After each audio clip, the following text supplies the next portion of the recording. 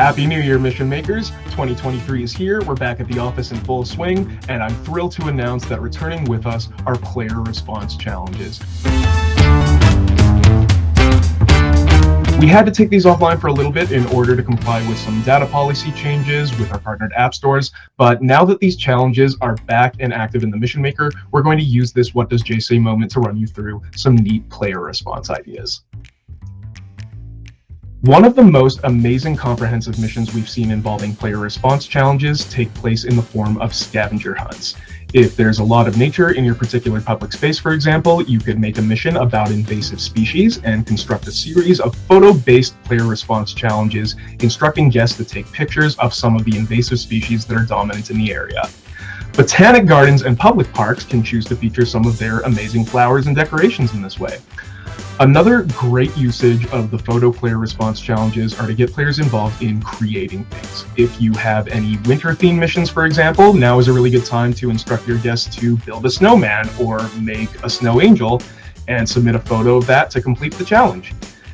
You can encourage your guests to use things in the nearby environment for their masterpiece with respect to the surrounding area and wildlife, of course. Another great usage of the player response system comes in the form of survey questions. Some clients will place a player response challenge at the end of their mission to ask the guest for feedback or to reflect on the things they learned. The more specific your questions, the more diverse and valuable your feedback will be. Some great prompts include: what was the most important thing you learned during your visit?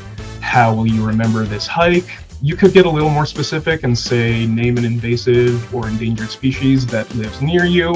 For challenges themed around the environment, you could say, what are some things you can do to reduce, reuse, and recycle? Or if you're at a national monument or a historic site, a great question could be, try to describe what this spot might have looked like 200 years ago. Those are just some examples to get the gears turning in your head.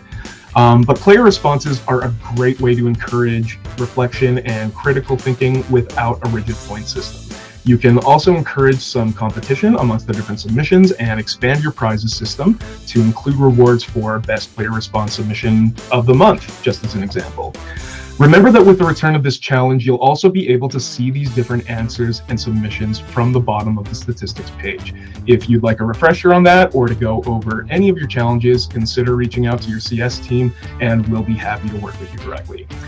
That's all for this chilly January. I'm gonna curl up by the fire with a cup of hot chocolate and some virtual tour missions. I'll see you again real soon in February.